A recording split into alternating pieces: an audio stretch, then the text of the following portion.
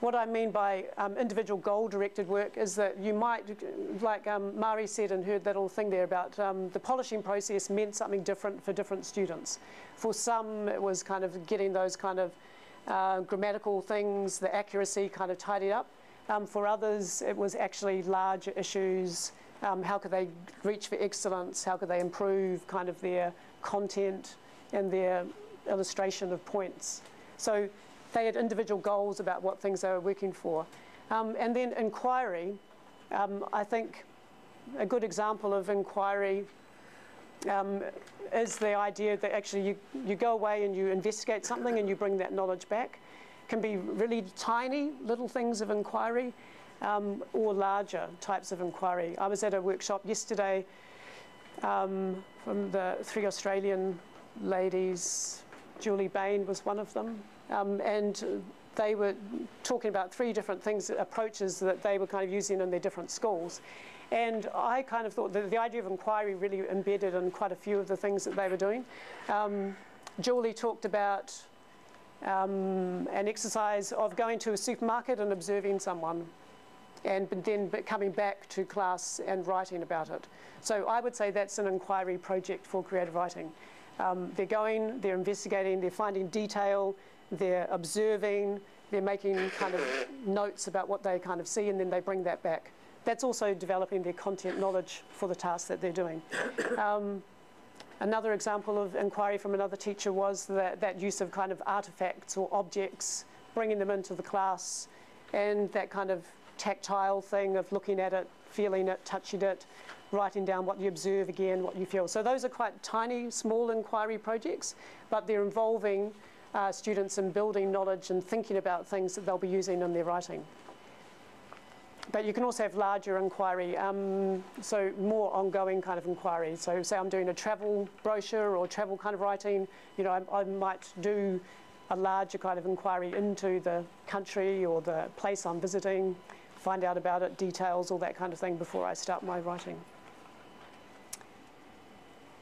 Instruction that makes connections across and between texts, text types, and the students' own lives. There's a lot embedded in that particular kind of statement. This is pretty much directly from Judith Langer's work, that the most effective teachers in the Excellence in English teaching project in the United States were teachers who were able to make overt and explicit connections between and across kind of texts, text types, purposes, and also linking to the students' own lives.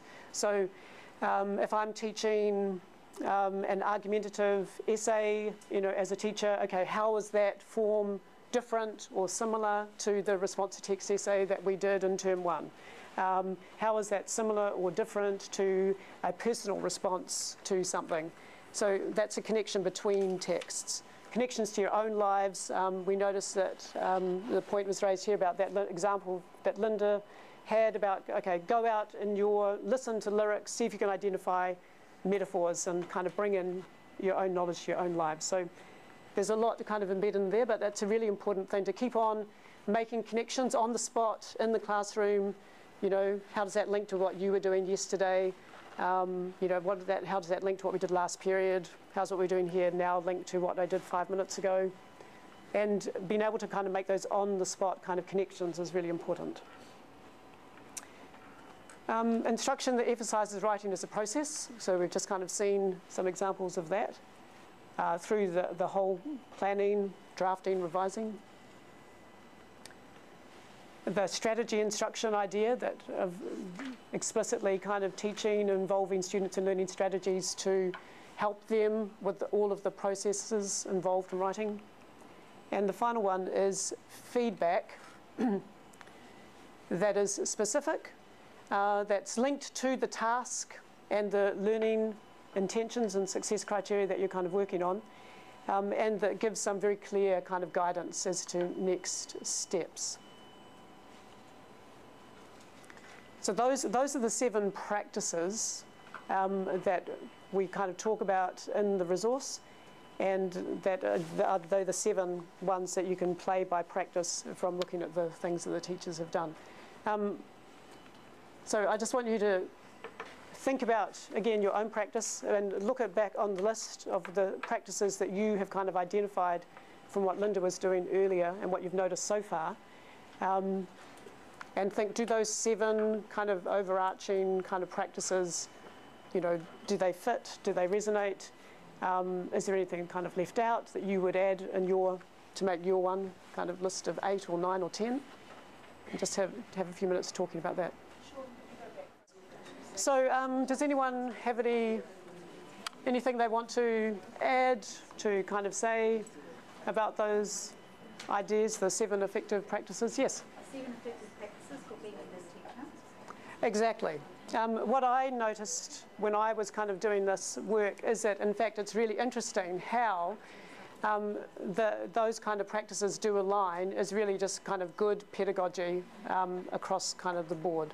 And but I think it's really interesting, and what I found really useful in kind of doing the work is looking at that and looking at, say, the best evidence synthesis work that I mentioned about Adrian Alton Lee, you know, those global kind of pedagogies that are, you know, good teaching, and then think, okay, within this context of writing, what does that actually look like? Or what is more specific about my particular context of teaching writing that I could, you know, is there?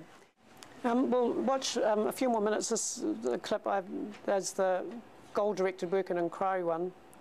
But we'll be able to see a little bit of Daniel's class in this one.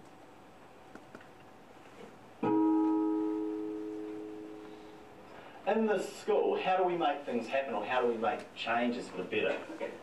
Yeah, our purpose was to write to persuade. So to put our position on issues that affect our school community. I'm keen that we have authentic context for our writing. This term, in our theme of making a difference, we've identified areas we could affect or influence or even change within our school community, and to do it in a respectful way. So what this means is in a writing task is that students put their position on a school issue and put some points or arguments up for action. Okay, thanks a lot. Just taking a look at the do now of making a difference, can you please just share with the person beside you what it is that you'd like to change, and the second part is how would you make that change? My idea is to change our uniform jerseys and give each other students options, and how am I going to do this is organising a meeting with assistant principal